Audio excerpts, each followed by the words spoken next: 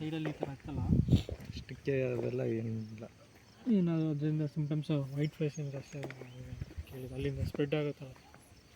Thrips ಇದೆ sir, thrips ಇದೆ, white fly light ಆಗಿದೆ, ವೈಟ್ ಫೇಸ್ ಇದೆ, ಲೀಫ್ ಮೈನರ್ ಅಂತೂ ಇದ್ದೇ ಇದೆ. ಲೀಫ್ ಮೈನರ್ ಇದ್ದೇ ಇರುತ್ತೆ ಇದರಲ್ಲಿ, ಕಲ್ಲಂಗಡಿನೇ ಆಗಲಿ.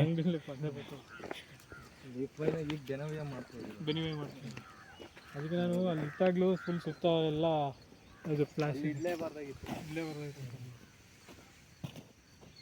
ಆ ಥರ ಪ್ಲೇಸಲ್ಲಿ ಇಡಲೇಬಾರ್ದು. ಆಮೇಲೆ ಇನ್ನೊಂದು 4 ದಿನ ಬಿಟ್ಟು ಇದೆಲ್ಲ ತೆಗೆಸ್ಬಿಡು. ನೋಡಿ ಸರ್, ಹುಳ ಇಲ್ಲ ಅಂತ ಹೇಳಿದ್ರಲ್ಲ, ಯಾಕೆ ಈ ಥರ ಆಗ್ತಿದೆ ಅಂತ ಹೇಳಿದ್ರೆ ಹುಳ ನೋಡಿ ತಿಂತಾ ಇರೋದು ನೋಡಿ, ಕ್ಲಿಯರ್ ಆಗಿದೆ ಅದರಲ್ಲಿ ನಿಮ್ಮ ಹುಳ ತಿಂತಾ ಇರೋದು. ಅದು ತೋರಿಸಿದ್ರಲ್ಲ ನೀವಲ್ಲಿ, ಸೊ ಇದು ಹುಳುಯಿಂದ ಆಗಿರೋದು. ಇದು ಈ ಮುಟ್ರ ಹಾಕೊಂಡಿರೋದು ಅಲ್ಲಿ ತೋರಿಸಿದ್ರಲ್ಲ, ಸ್ವಲ್ಪ ಲೈಟಾಗಿ ಮುದ್ರಿರುತ್ತೆ ನೋಡಿ, ಅದು ಥ್ರಿಪ್ಸು ಇದರಿಂದ ಆಗಿರೋದು. ಲೈಟಾಗಿ ಮುದ್ರು ಬರುತ್ತಲ್ಲ ಅದು. ಈ ಸುಳಿನ ಹೆಂಗೆ ಮುದ್ರ ಹಾಕೊಂಡೈತೆ ಅಂದರೆ ಹುಳ ನೀಟಾಗಿ ಮೇಯ್ತಿರೋದು, ಸತ್ತಿಲ್ಲ. ಅದು ನೀವು ಯಾವ್ದು ಮಾಡಿದ್ರೆ ಏನೋ ಮುಂಚೆ ಗೊತ್ತಿಲ್ಲ, ತಿಯೊಮೆ ತೆಗ್ಸಮಲ್ವಾ, ನೀಟಾಗಿ ಕೆಲಸ ಆಗಿಲ್ಲ ಅದು. ಅದ್ರ ಜೊತೆಗೆ ಇದು ಕೊಟ್ಟಿದೆ ನಿಮೈಲ್ 10,000 ppm. ಯಾವ್ದು ಕೊಟ್ಟಿದ್ರಿ, ಯಾವ ಕಂಪ್ನಿದು? ಸ್ಟೈನ್ಸ್. ಕೆಲಸ ಮಾಡಿರ್ಬೇಕಲ್ಲ ಸ್ಟೈನ್ಸ್. ಸ್ಟೈನ್ಸ್ ತಗೊಳ್ಳಿ.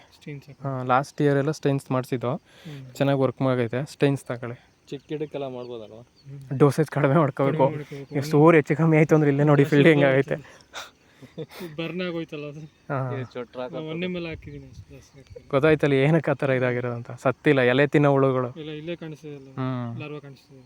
ಲಾರ್ವಾ ಇದೆ, ತಿಂತಾ ಇದೆ ಅದು, ಅದಕ್ಕೆ ಹೆಂಗೆ ಆಗಿರೋದು ಅದು. ಅಂದರೆ ಸ್ವಲ್ಪ ಇನ್ನೂ ಮೇಜರು ಇದೆ ನೋಡಿ, ಇಲ್ಲೆಲ್ಲ ತಿಂದಿರೋದು. ಇದು ತೂತಾಗಿದೆಯಲ್ಲ, ಇದು ಫೀಡಿಂಗ್ ಮೇ ಬಿ ತೋರಿಸಿದ್ವಲ್ಲ, ಅದು ತಿಂದಿರೋದು. ಮತ್ತು ಸುಂತಳ ಅಂತ ಹೇಳ್ತೀವಲ್ಲ, ಅದಾಗಿರೋದು ಇದು.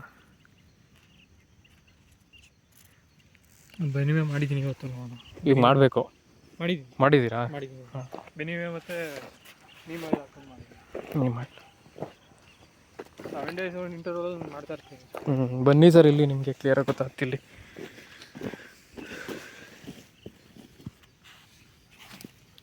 ಇದು ಯಾವ್ದ್ರದ್ದು ಹೇಳಿ? ಪೊಟ್ಯಾಶ್ ಇರಬೇಕು. ಅಥವಾ ಗೊಬ್ಬರ ಕೊಟ್ಟಿದ್ದೀರಲ್ವಾ, ಪೊಟ್ಯಾಶ್ ಪಾಲಿಸಲ್ಫೇಟ್ ಏನಿರಬೇಕು. ನೀವು ಹೇಳಿದ್ರಿ ಅಲ್ವಾ ಕರ್ಗಿರುತ್ತೆ ಅಂತ, ಕರ್ಗಿದೆಯಾ? ಇಲ್ಲ ಅಲ್ವಾ, ಕರಗ್ತಾ ಇದೆ ಇನ್ನು. ಸೊ ಅಲ್ಲಿ ಸ್ಟೆಮ್ ಬರ್ನ್ ಏನಕ್ಕಾಗುತ್ತೆ ಅಂದರೆ ಇದೇ ಉದ್ದೇಶಕ್ಕಾಗೋದು. ಇದು ಟಿಪ್ಸ್ ಅಂತ ಸರ್, ಈಗ ತೋರಿಸಿದ್ವಲ್ಲ ಹುಳ, ಆ ಹುಳ ಮೇದಿರೋದು ಸರ್ ಇದು. ಹಾಂ, ಚಿಗುರುತ್ತಲ್ಲ ಅದು ಸರ್? ಬರುತ್ತೆ, ಖಂಡಿತಲ್ಲೂ ಬರುತ್ತೆ. ನೀಟಾಗಿ ನೋಡ್ಬೇಕು, ಅಬ್ಸರ್ವ್ ಮಾಡ್ಬೇಕು, ಅವಾಗ ಗೊತ್ತಾಗ್ತಿ.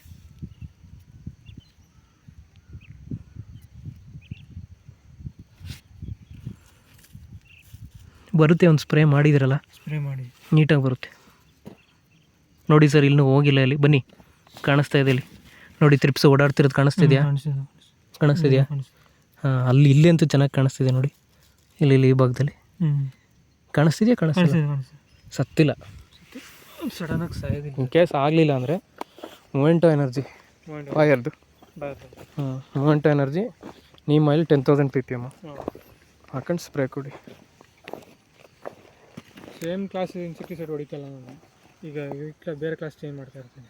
ಮಾಡಿ ಈಗ ಇದು ಕೊಟ್ಟಿದ್ದೀನಿ ಅಂದರೆ, ಬೆನಿವೆ ಕೊಟ್ಟಿದ್ದೀನಿ ಅಂದರೆ ಅದೇ ಕ್ಲಾಸ್ ಮಾಡೋದಿಲ್ಲ, ಬೇರೆದು. ಏನಕ್ಕೆ ನ್ಯೂಟ್ರೆಂಟ್ ಕೆಲವೊಂದು ಸಲ ಫಂಗಿಸೈಡು ಇನ್ಸೆಕ್ಟಿಸೈಡ್ ವರ್ಕ್ ಆಗಲ್ಲ ಅಂದರೆ ಇದೇ ಉದ್ದೇಶ.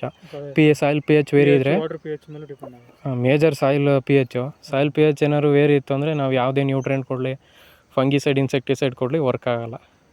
ಅದಕ್ಕೆ ಹೇಳಿದ್ದೀನಿ, ಒಂದೇ ಒಂದು ಮಿಸ್ಟೇಕ್ ಅಂದರೆ ಎಲ್ಲ ಮಾಡಿರ ಪಿ ಎಚ್ ಒಂದು ಮಾಡಿಸ್ಕೋಬೇಕಾಗಿತ್ತು ಅಂತ.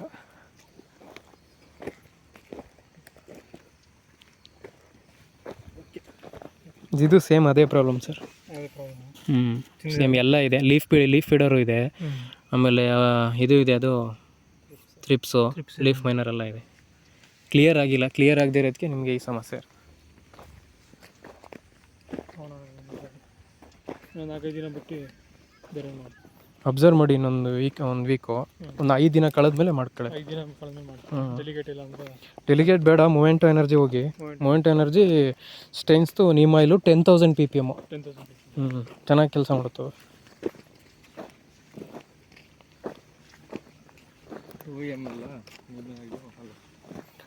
ನೀಮೈಲ್ ಬೇಕಾದ್ರೆ 2 ml ಮಾಡ್ಕೊಳ್ಳಿ, ಏನು ಸಮಸ್ಯೆ ಇಲ್ಲ, ಏನು ತೊಂದರೆ ಆಗೋಲ್ಲ. ಮೊಮೆಂಟೋ ಎನರ್ಜಿ ಅದು ಕಡಿಮೆ ಇದೆ ಡೋಸ್. ಇದು ಉಣ್ಣೆ ಮೇಲೆ ಹ್ಞೂ ಉಣ್ಣೆ ಮೇಲೆ ಸಾಕು. ಸಾಕು.